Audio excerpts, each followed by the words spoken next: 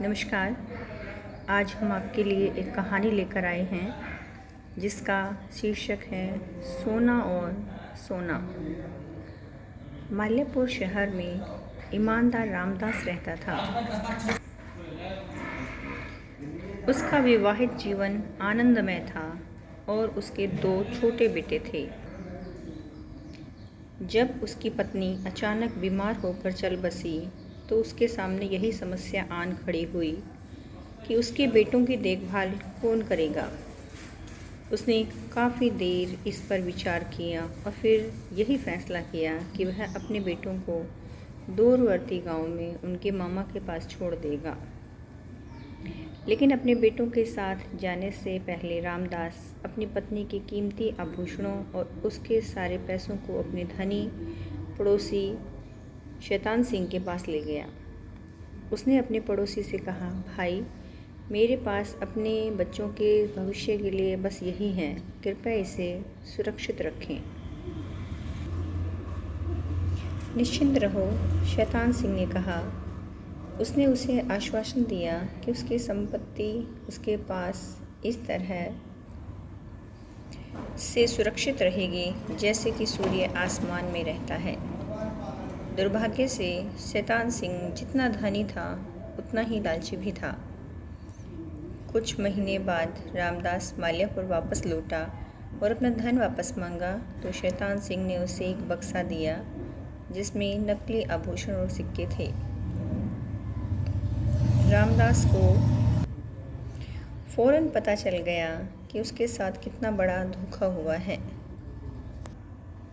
वह वापस अपने बेटों के पास आ गया और उन्हें शैतान सिंह की दगाबाजी की दास्तान सुनाई।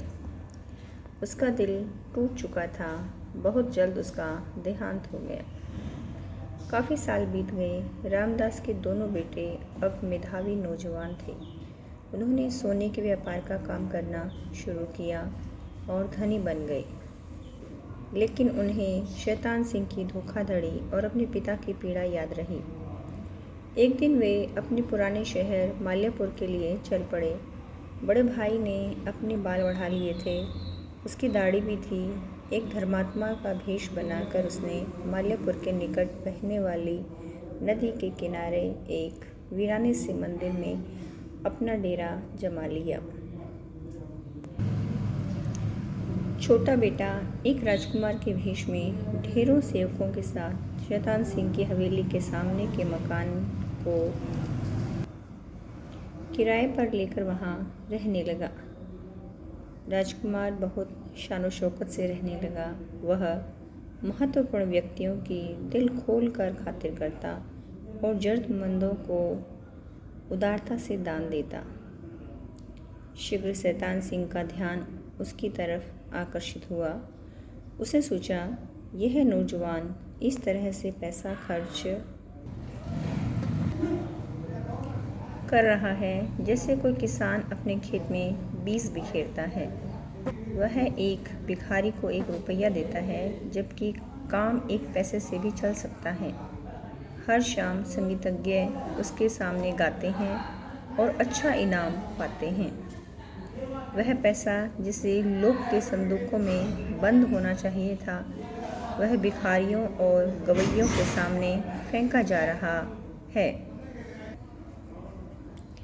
वह राजकुमार से मिलने गया और उसकी काफ़ी खुशामद और तारीफ़ की।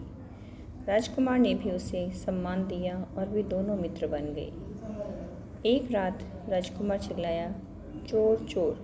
पड़ोसी भागकर उसके घर आए। नवयुवक ने उन्हें बताया कि कुछ लुटेरे उसके सोने के कमरे में आ गए थे। वह सोने से भरे संदूक को उठाकर ले जाने ही वाले थे कि वह जाग गया और उसने शोर मचा दिया। चोर भाग गए। शैतान सिंह इस मौके को चूकना नहीं चाहता था। वह तब तक प्रतीक्षा करता रहा जब तक कि सभी दूसरे पड़ोसी नहीं चले गए।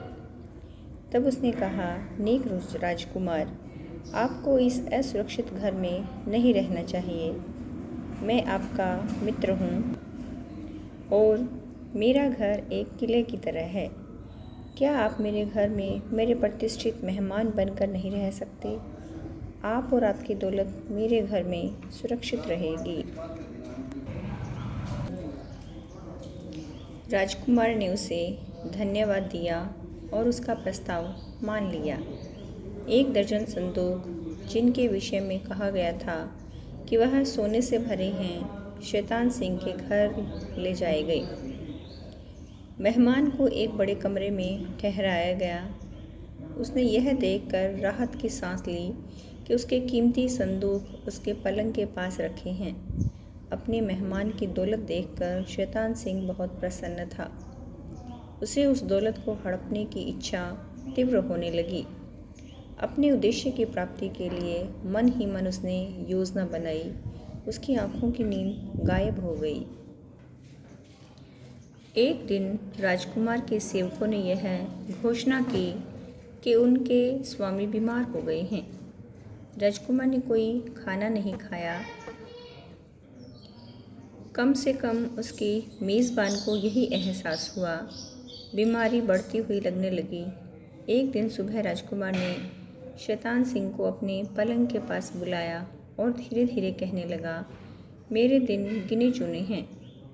सपने में मुझसे कहा गया है कि मैं अपनी सारी दौलत किसी धर्मात्मा को दे दूं, जो नदी के किनारे एक उजड़े हुए मंदिर में रहता है। मेरे मेज़बान, क्या आप उस धर्मात्मा के पास जाएंगे, उनसे विनती करेंगे वह यहाँ आ जाए? शैतान सिंह ने पहले से ही उस धर्मात्मा के विषय में सुन रखा था, जो लंबे समय तक एक टांग पर खड़े रहते हैं और सुबह शाम ऐसा करते हैं। कौन इस तरह की तपस्या से प्रभावित नहीं होगा? फिर वह दुनियावी चीज़ों में दिलचस्पी भी नहीं रखते। उन्हें उनके भक्त जो चढ़ावा देते हैं, उसे वह गरीबों में बांट देते हैं। शैतान सिंह शीघ्रता से उस धर्मात्मा से मिलने गया। बहुत विनम्रता से उसने उनसे प्रार्थना की कि वे आएं और मरते हुए राजकुमार से मिलें। धर्मात्मा ने कहा, मुझे एक मरते हुए व्यक्ति की अंतिम इच्छा पूरी करने में कोई आपत्ति नहीं है, लेकिन समस्या यह है कि मुझे सोने की कीमत का कुछ भी पता नहीं है। फिर क्या यह सुनसान मंदिर सोने को सुरक्षित रखने के लिए उपयुक्त स्थान होगा?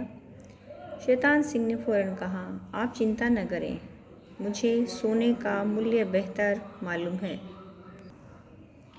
यदि आवश्यकता पड़ी तो मैं आपके लिए यह सोना बिकवा भी दूंगा।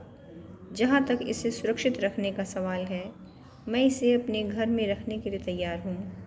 मैं सम्मानित अनुभव करूँगा यदि आप भी मेरे घर में मेरे साथ रहें। शैतान सिंह ने यह प्रार्थना बहुत प्रेम व आस्था भरे लहजे में की थी। दयावान धर्मात्मा को इस प्रस्ताव को मानना ही पड़ा।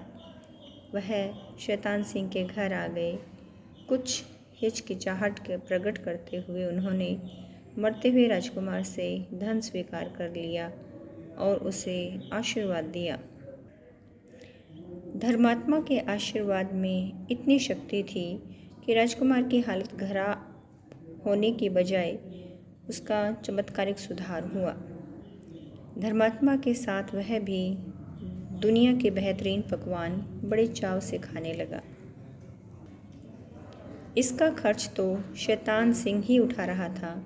दिन गुजर गए। राजकुमार अपने राज्य में वापस लौटने की तैयारी करने लगा। उसने धर्मात्मा से प्रार्थना की कि वह उसके साथ चले। वह जाने के लिए तैयार था, लेकिन अपने सोने को ठिकाने लगाए बिना वह कैसे जा सकता था। एक बार फिर शैतान सिंह ने उसकी सहायता करने का प्रस्ताव रखा। शैतान सिंह ने कहा, क्योंकि आप जल्दी में हैं, मैं बाजार जाकर व्यापारियों के साथ सौदेबाजी करने की परेशानी से आपको मुक्ति दिला सकता हूँ। मैं यह सोना खरीद लेता हूँ। आप इतने नेक लोग हैं, इसके लिए मैं आपको बाजार के भाव से अधिक कीमत देने के लिए तैयार हूँ। आप कितने दयालु हैं। धर्मात्मा ने शैतान सिंह के नेक इरादों के लिए यह कहकर धन्यवाद किया। शैतान सिंह बहुत प्रसन्न था। उसने धर्मात्मा को सोने के भाव का 10वां भाग ही दिया, लेकिन फिर भी उसे इतना अधिक पैसा देना था कि वह सारा पैसा इसी में लगा बैठा। जब राजकुमार और धर्मात्मा चले गए तो उसके 1 घंटे बाद शैतान सिंह अपने पास आए सोने का एक टुकड़ा लेकर सुनार के पास गया।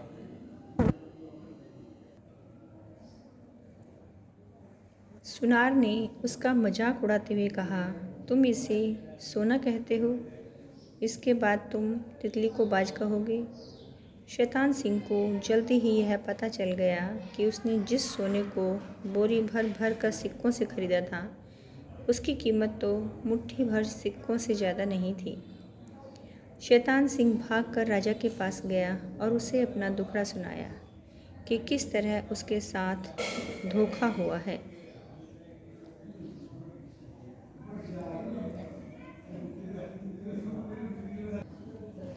राजा ने फौरन अपने अफसरों से कहा कि वह उन दोनों अजनबियों का पता लगाए।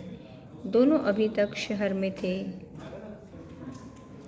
वे दोनों सहर्ष राजा के दरबार में हाजिर हुए। मुकदमा शुरू हुआ।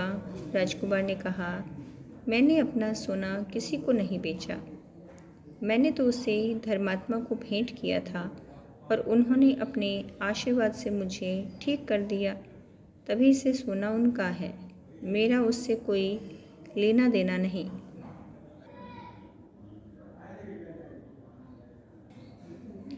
राजा को यह बयान बिल्कुल ठीक लगा। धर्मात्मा ने कहा, मैंने तो शैतान सिंह को पहले ही चेतावनी दे दी थी कि मेरे लिए तो सोने और पत्थर में कोई अंतर नहीं है। मुझे तो उसकी कीमत की कोई जानकारी नहीं थी। शैतान सिंह ने स्वयं उसे खरीदने का प्रस्ताव रखा था और उसी ने कीमत भी तय की थी। उसने मुझे जो भी पैसे दिए, मैंने उसे गरीबों में बांट दिया।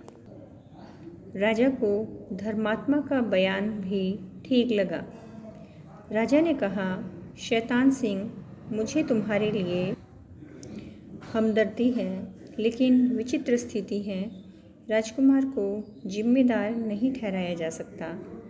आपने यह धातु खरीदने में पेशकश रखी थी और कीमत तय की थी। आपको यह सुनिश्चित कर लेना चाहिए था कि आप जो कुछ खरीद रहे थे वह सोना ही था। दोनों भाइयों ने राजा को धन्यवाद दिया और घर लौट गए।